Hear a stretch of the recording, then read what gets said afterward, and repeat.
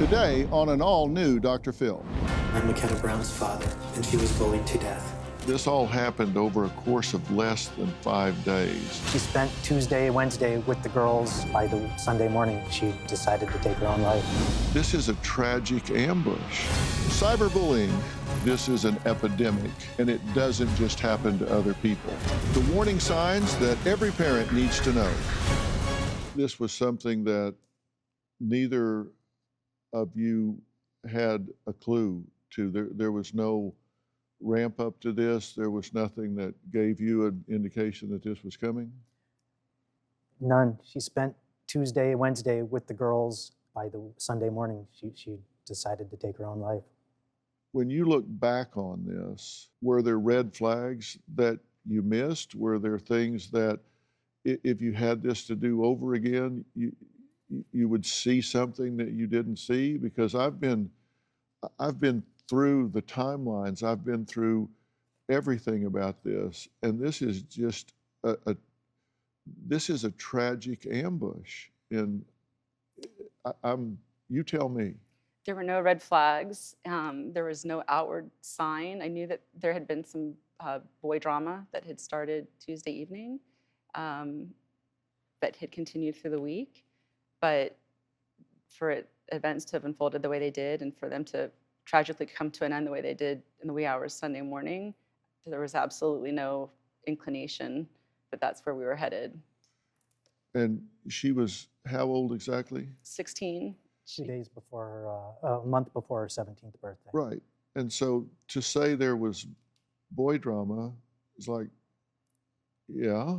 Yeah, like saying that they're breathing. Yeah, she's that age. Of course there's boy drama. Right. Now, you say that she was bullied online and via text after the bullying online.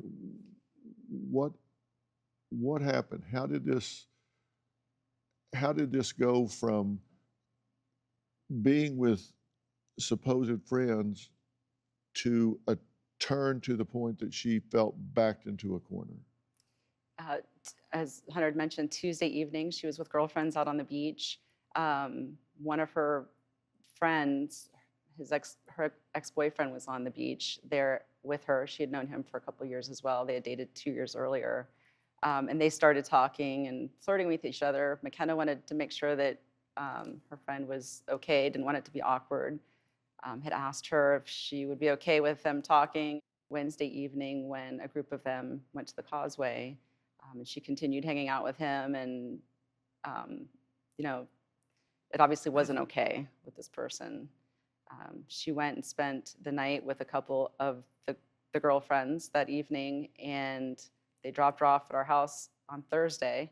Later on that evening, she started getting a barrage of texts and phone calls from the girl with the ex-boyfriend. She tried to kind of distance herself and not respond. Friday evening, she sent a text to this person saying that, if I crossed a line, I'm sorry. She sent that for her, just so that she'd feel better, kind of park it there. It didn't matter how she responded, but she was, owning it if she crossed the line. The next day, we spent the day together, talking through it. We were very close. She was my best friend. And we went to dinner, and she looked down at her phone. She had been ignoring her phone most of the day, just trying to put some distance between it. And she looked at her phone and the Snap map.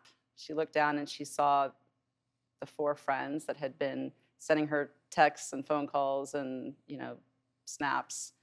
They were all together at her friend's house, just a short ways from our house. And they'd come from fair distance all to be together. You said this is just a few intersections away. Like 5 traffic lights away. Yeah.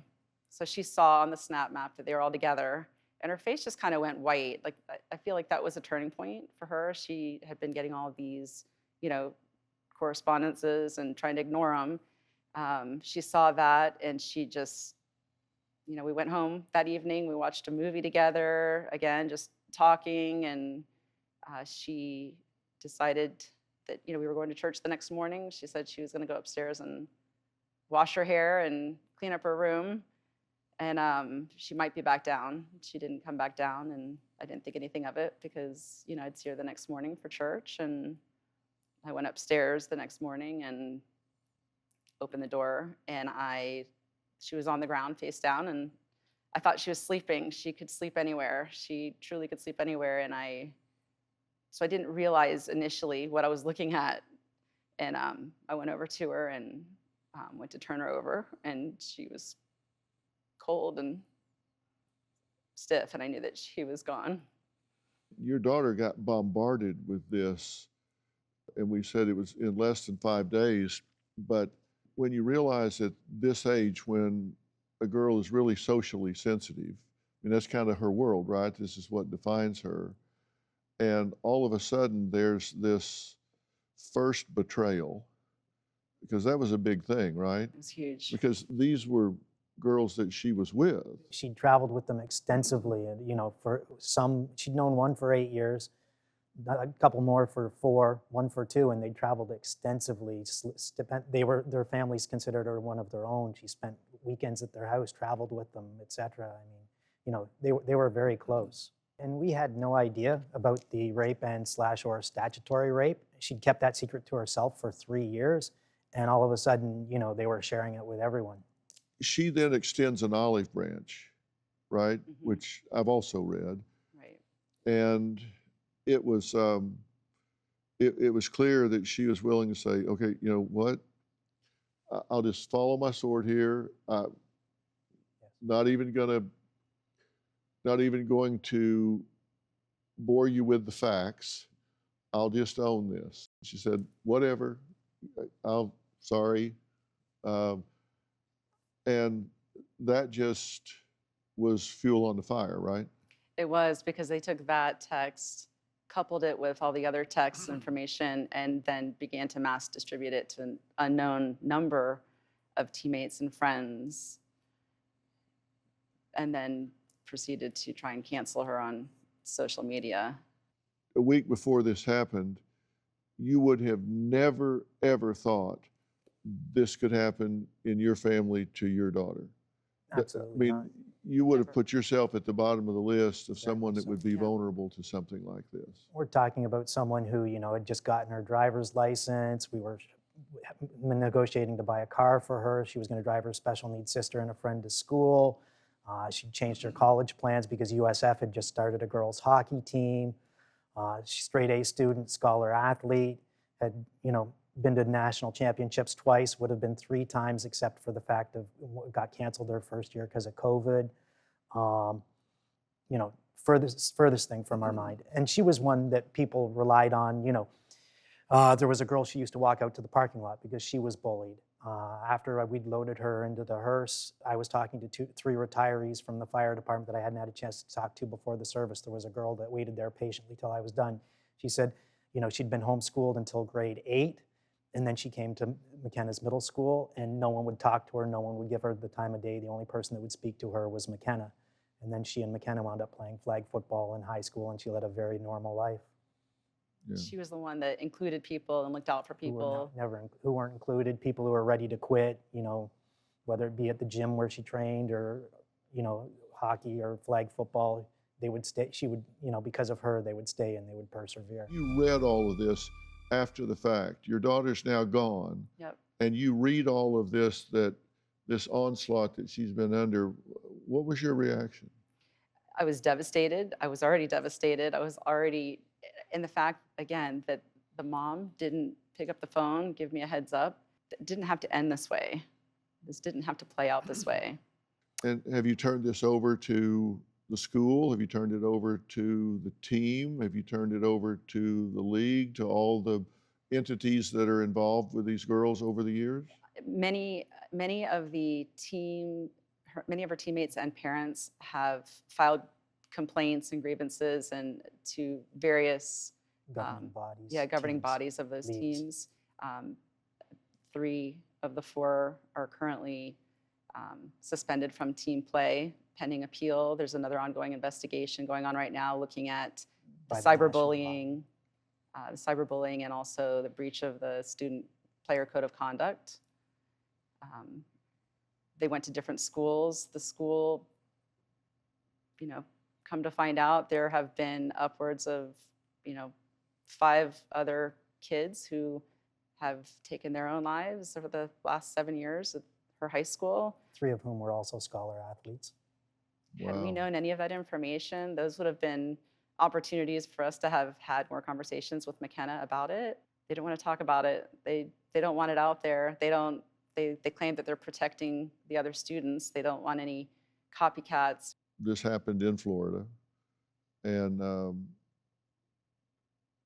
in some states there are cybercrime units where you can go and file a complaint if there's a cybercrime that's taken place, including cyberbullying, but that's not the case in Florida, correct? Correct. Cyberbullying is covered under the education code and can tie into ramifications at the school level. It's defined in the education code, but it's not a criminal offense. Cyber stalking is an act that can lead to a charge under the stalking. Stalking would be the offense, but because of what happened to McKenna, cyber stalking itself is not a crime. It's an act that can lead to a charge of stalking. But what happened to McKenna was so fast, and while it's an act that can show stalking, there's no legal ramifications for what happened to McKenna because it happened so fast and that it doesn't rise to the crime of stalking. Mhm. So what you're left with are regulatory type things where complaints have been filed not just by you, but by others who find this so offensive and so objectionable that they're filing complaints on their own, Correct. that this is just something so toxic that it shouldn't be part of school, team, league, sports, any of the thing that's going on. So others are offended by this as well. What bothers me is I couldn't go to central casting and get better parents that had better relationships with their children. We were close. We were all very close. Well, it's more than that. It's like there's closeness, there are clear values, there's moral compass, there's role modeling, there's every aspect that you would want to have if you were going to say, look, here's what you strive for in a family. This is what you want, and in this day and time, that's not as common as you want it to be. But here you have families that are doing things right, and still this insidious electronic intrusion gets into where the kids live, and the number one need in anyone's life is acceptance. And it matters where the acceptance comes from, because it's like your daughter saying, Muffin saying, I don't want you to be my best friend. I want a real best friend, a peer. And you guys can love her and all, but her peer group betrayed her. Her peer group turns on her, and that's a vulnerability that it's hard for parents to overcome. Betrayal. I know how hard it is. I know how difficult it is, but the message that you're using her life in such a positive way by talking about this, because parents at home can look at this and say, that can happen to them with her. I need to really pay attention to my child. Tomorrow on an all-new Dr. Phil, Parents Battle. Parents should be involved in every major decision in their children's lives. You're taking books away from my kids. Over woke school curriculum. It's unfortunate that many LGBTQ books have so much sexual violence in them. That is a flat-out lie. None of the books in my classroom have any sexual violence. What makes you think you know better than a parent about gender or anything else? That's tomorrow. Check your local listings. Do you have a story or a question for me? Click the link in the description and tell me what in the world is going on.